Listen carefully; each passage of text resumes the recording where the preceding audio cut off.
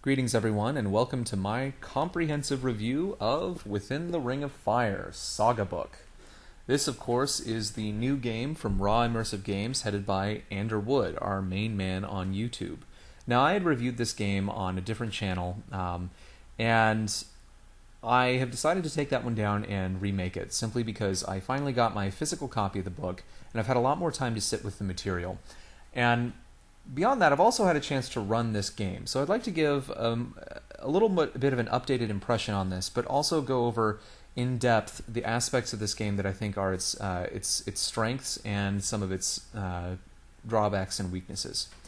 And it's going to be kind of a long video, but I think if you bear with me, it's going to really you're going to get a lot out of it, and it'll help you make a decision on whether or not you want to pull the trigger and throw down some cash for this game.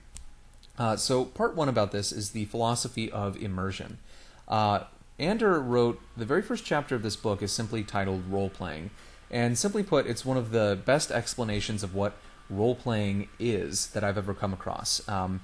It's got so much information compacted in it, so much advice on how to create an interesting character, how to run an interesting and fun game, that I was really impressed. I've been a game master for 99% of the games that I've ever been involved in. And so whenever I come across a book and it has advice on how to be a GM, a lot of it usually kind of falls flat or it's very standard. But I actually found the advice that Ander had in this chapter very refreshing, and that really impressed me kind of right off the bat. And this chapter sets the tone for the entire design of the game and how it is written to support telling good stories, to support narrative, and to support the idea of immersion.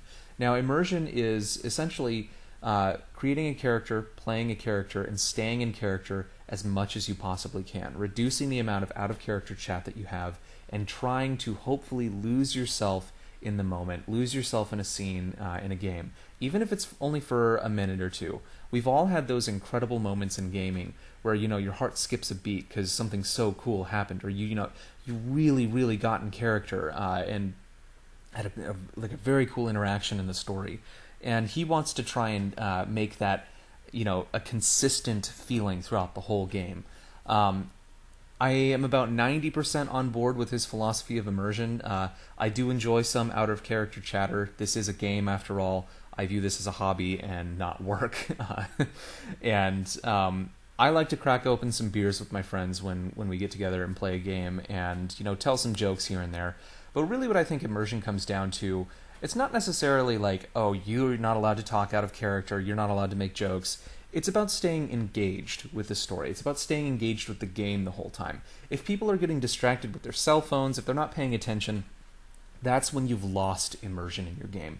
And this game, all the way from character creation through running a game, through even just the dice mechanics of this game, really support keeping you engaged and moving quickly and not getting bogged down in any sort of like bean counting or playing spreadsheets the game. Which I hate in role-playing games. So this is he really succeeds in this, and he's even come up with some very interesting narrative mechanics for this game. There is this incredible tool that I've never used in a role-playing game. I've never thought to use it, called the soliloquy, and it's exactly what it sounds like. It's a moment where at any point one of your players can opt to give a soliloquy, where the metaphorical lights on the stage all dim, and it's just your character in the spotlight, and you get to give your inner monologue for a few minutes. And it's a really interesting tool to allow you to express yourself and express your character, especially when it's in contrast to what's happening. If your thoughts are deeply conflicted about what's going on, but you have to bite your tongue, this is a way to express your character without expressing it to the other characters, without them actually saying it to other people. It's really kind of a pause in the game. It's a very cool narrative mechanic, and the better that your soliloquies are, the more often you give them, the more experience you get. So this is one of the many ways in which the experience system in this game is designed to reward good roleplay. It's designed to incentivize good roleplay and good character interaction. And that's another thing that I have to give him credit for, which is just great. And this seems to be kind of a trend in a lot of games. Like the New World of Darkness kind of reboots with the God Machine Chronicle and Blood and Smoke have done something somewhat similar, where gaining experience points is all about resolving issues directly tied to the story, which I think is great, as opposed to just, oh, you killed an orc, you get 15 experience. Another narrative mechanic he's come up with is the idea of having an actual mechanical rating for your passions, and playing out these passions, your love, your hatred, your piety, your devotion to your divinity. And while they do have some mechanical impact, especially piety is tied into whether or not you are able to cast your divine rituals, engage and use the advantages and powers that your god has granted you. It's really more tracking how strongly you're role-playing those elements in the game. If you have a character and you start off with a very high hate rating, you have like a conflict with another one of the playable species, you hate them, and you're not playing that, you're not engaging in that, and you're not showing that, your hate score is going to decrease. And as a result, certain abilities or certain like resistance rolls that are going to be based off of your hate score or off of your love score, if that's decreasing, you're going to have actual negative mechanical impacts. So it incentivizes you to try and play those different traits up. So again, it's very cool, and it supports the storytelling, it supports immersion. That first chapter is absolutely incredible, and almost worth the price of admission for the book itself, in my opinion. Part 2, I want to talk about the setting. This is a setting that I think is just absolutely excellent. It is fantastic, and I mean that in two senses of the word. It's fantastic in that it's expertly constructed, and it's just a great setting that really sets my mind on fire, and I want to play games in this, and I want to be a storyteller, a flame tender in this game. It's also fantastic in the truest sense of the word, though, in that it is really kind of bizarre and out there. This is a very different standard than your standard fantasy worlds. This is not a clone of Middle-earth by any means whatsoever. Gods and divinities and dragons and elder creators and trolls, they all take an active role in world affairs. They are characters in themselves that have complicated relationships with one another and backstories. And I think that there are about 15 of these gods get short write-ups in this game, and gives you kind of enough inspiration to have someone who is deeply following their religions. There's enough inspiration there to have some very interesting stories told centering around the politics of the different divinities. Actually, one more thing about the philosophy of immersive gaming that I forgot to go over is Andrew has done something that usually really irritates me. It is changing standard gaming terminology. We don't have game master, player character, non-player character in this game. We have the flame tender, the non-player character, the embers and the catalysts in this game.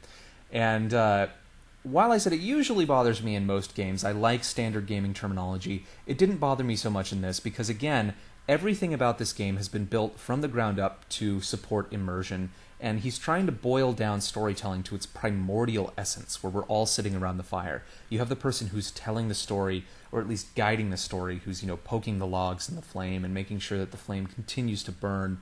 And when he pokes the logs, these embers kind of flare up around you or floating around. The embers are the non-player characters who float in and out of your vision in this world, and the characters, your player characters, your catalysts, are the people who are deciding how quickly and how brightly that fire burns.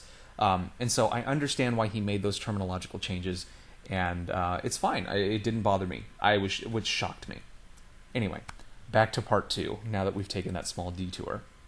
The divinities are excellent. The playable species, of which there are 9, get enormous write-ups in the book. It's a fantastic chapter on its own.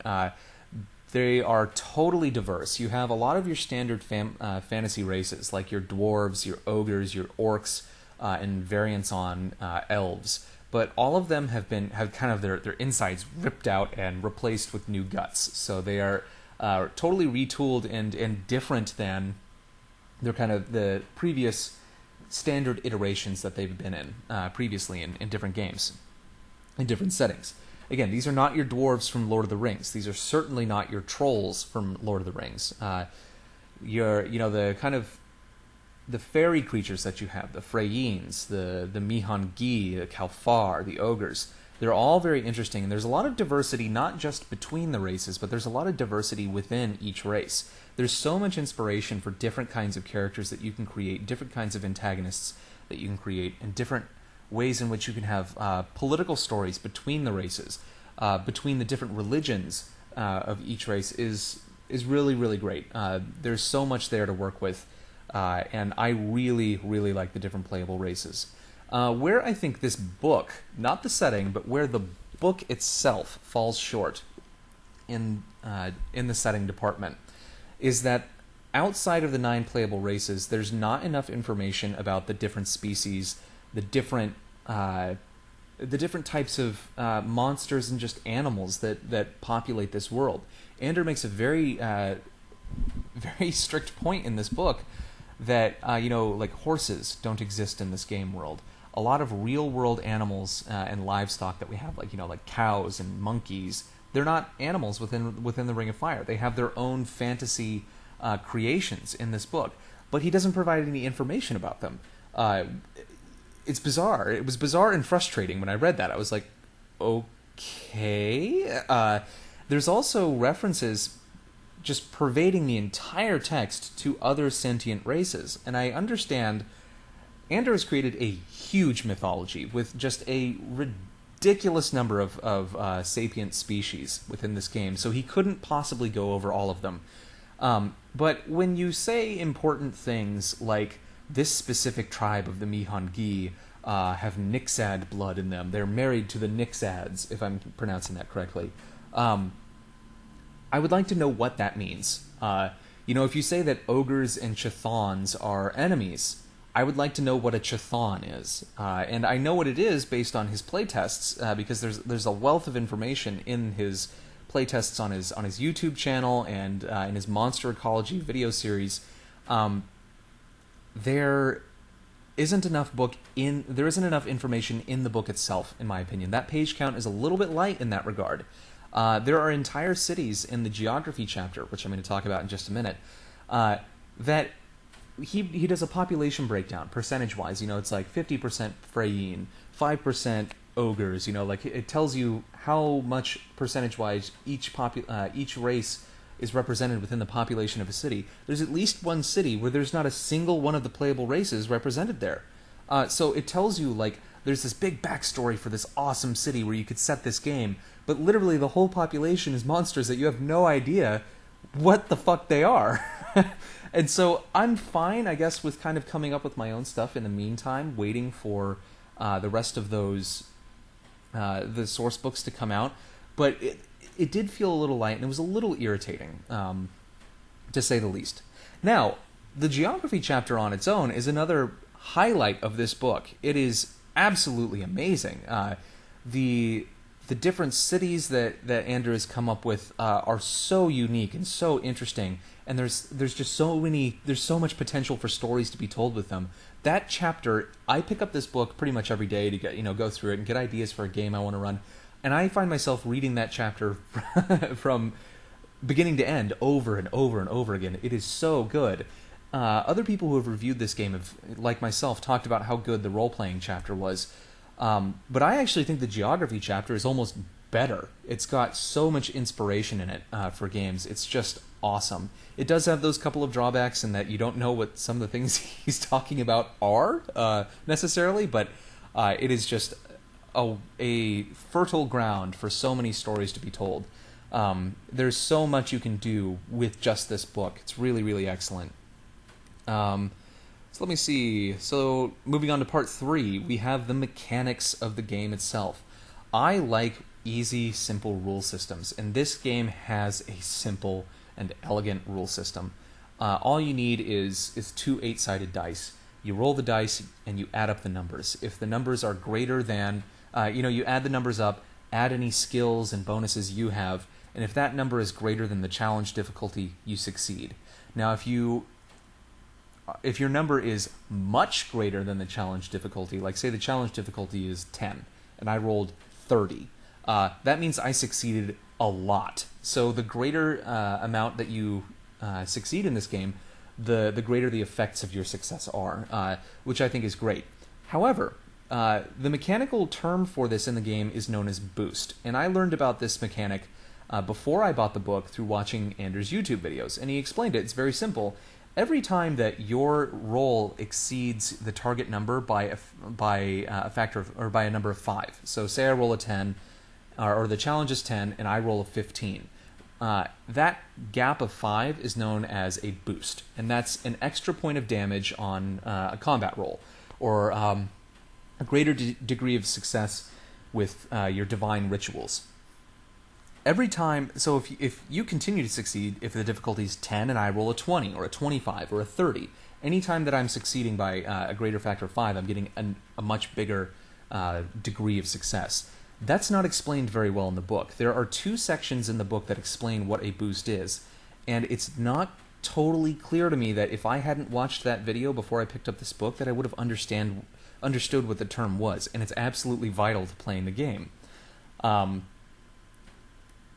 So I've had a chance to play this game and test it out, and the mechanics, the combat moves so quickly.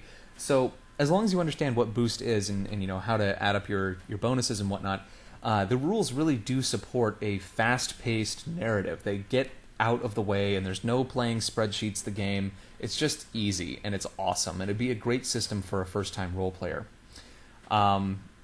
There's another thing. There's an actual statistic in this game that they tell you how to calculate it, but it's never referenced ever again in the game anywhere, so I have no idea what it's for, and that's the speed rating. It tells you how to calculate your speed rating, but as far as I can tell, it doesn't factor into any advantages or skills or different roles.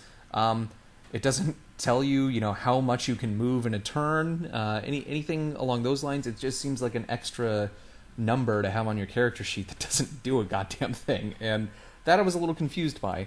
And here's I think what is the biggest weakness of this book on its own is that since the divine and magic is so at the front and center of this game world, it's really in your face, the whole time. There's no mechanics for magic in the Saga book whatsoever, or divine rituals. You can't invoke the power of the divine that you have so much piety in with just the rules in this book. It's totally bizarre. It feels like there's like 25 pages missing. And that to me is the absolute biggest flaw of this book, is that it seems almost incomplete without allowing you to have access to that material. And that was just so frustrating to me when I first got this book. But I did find a way that you can kind of hack this book and find a way around this. The first source book that's come out for this game line, the 77 Thrones, which I will be reviewing next, has the first 20 pages of that book are dedicated to explaining casting divine rituals. It has all the rituals for the the clerics, druids, and priests, and all the various different precepts that you can get different rituals in, like the fire precept, the light precept, darkness, cold, all these different things. And you can get that for free if you go to DriveThruRPG and go to the 77 Thrones page where you can buy it. There's a free sample PDF that gives you the first 20 pages of that book. And I don't know why at least some of the basic rituals were not included in the Saga book, just as a way to give some inspiration for characters that want to run the divine, run the clergy of the divine. And that was just totally bizarre. But like I said, that flaw is fixable by going and getting the sample of 77 Thrones. I don't think you should have to, though. It should have just been in the book. That was kind of bizarre. So part 4, I want to talk about my playtest when I got to run this game. So on Memorial Day, I got together with some friends and played Axis and Allies, and it was actually the shortest game of Axis and Allies I've ever played. It was 5 hours. And once we finished that game, I had a one-shot of Within the Ring of Fire set up. I'd pre-generated a cast of characters for them to choose from, so we didn't have to spend hours creating characters. And I adapted the storyline from 30 Days of Night to this game. So within this setting, there are no years. The world is not a planet revolving around a sun. there is what is known as the 77-day cycle, and each day is governed by one of the 77 main divinities of the game. They influence how much daylight or darkness happens on each day. So the last 3 days of the game are ruled over by three of the darkest, most evil gods that there are. You have Hister, Ajira, and Ahriman, the living darkness himself. And so during those 3 days, you have 24 hours of darkness per day. You have 72 straight hours of night. And so I set my game on the outskirts of the Freyine country, Rodeland. The outskirts, so you can have this town that is totally run by Freyines, and on the eve of the long night, your characters, the characters that I created, were part of a trade caravan moving through there that were seeking shelter for the long night, and the Freyines would not let them inside their gates. And as soon as the long night started, hundreds of wolves appeared from nowhere and began, or not hundreds, but maybe about 100 wolves appeared out of nowhere and began devouring the caravan. They were banging on the walls, or on the gates, trying to get people to let the caravan in. And as they were letting people in, the Freyines decided to close the gate on them, but one of my players, who was playing an ogre, went and got under the gate and was like, "No, I'm letting more people in. I'm holding the gate up." And so I had her, roll her athletics and strength. But what I said to her, we were playing like awesome music. I said to her, I was like, "Okay, when you're, I need you to do one thing as you roll these dice, though. I need you to put your arm out, and I need you to flex as hard as you can." And everybody started laughing, but it was a blast. Everyone got super engaged in this scene, and we had an excellent combat scene.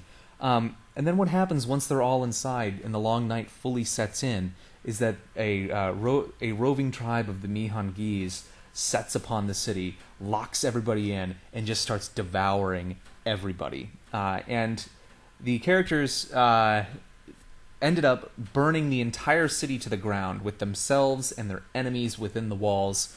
And it was just an epic and awesome story. We had so much fun. So whatever the flaws of this game are, did my players have fun? Did I have fun running this game? Was there inspiration enough to really have fun and immersive action within the context of this one-shot 3-day scenario? Absolutely, yes. I have not. I mean, the only other game that I've had this much fun playing was Exalted. It was just an absolute blast, and my players are coming over this week to make more characters, to start our own full saga. So the rules absolutely deliver on this game. They absolutely deliver this immersive and fast-paced play that I think is kind of unique, and I love these mechanics. Andrew, you've done just an incredible job with this game. I love it. I love the setting, and I'll be reviewing the 77 Thrones at some point in the near future. But when it comes down to it, my conclusion on this game, if people were to ask me, the price does seem a little steep. $55 for a PDF copy and physical copy of this book. Is it worth it? I say absolutely yes. Don't make the mistake that I made and buy the PDF alone and then buy the book. I spent probably $75 total. Get the bundle where you can get the physical copy of this book and the PDF. It's totally worth your money. It's super fun, and the print-on-demand quality. This book, the production value is awesome. It is really, really good. This feels like a traditionally published book. I mean, the paper is thick. The art is really good. It's dark, and I think really gets you into the setting of the game. There's some cool stuff. Like one of my favorite pictures in this book is this right here. I don't know if it'll show up on the webcam very well, but it's the blue ocean, Ishmi's disgrace. It's awesome. It's a super cool part of the story. I really can't recommend this book enough. I really, really, really enjoy this setting. I love the mechanics, and despite some of its kind of weird flaws and quirks and the way it was written, this is an excellent product, and I think you should buy it. The highest possible praise that I can give to this, or pretty much any other game, is that this delivers the kind of fantasy role-playing experience I always wanted to get out of Dungeons & Dragons when I was a kid, but I never felt that Dungeons & Dragons was able to deliver for me. So, Ander, you made a game better than Dungeons & Dragons, in my opinion. Go out to Drive-Thru RPG, buy this book, play this game. It's a ton of fun, and there's a ton of inspiration. And I will say, before I review 77 Thrones, if you want to really take Within the Ring of Fire to the next level, get the 77 Thrones. That book is just fucking awesome. So I have to give this book an 8 out of 10, I think, just because it does seem like it's missing some content, some necessary content. But it's great. I would have liked to have given it a 10 out of 10. So yeah, buy it. It's great.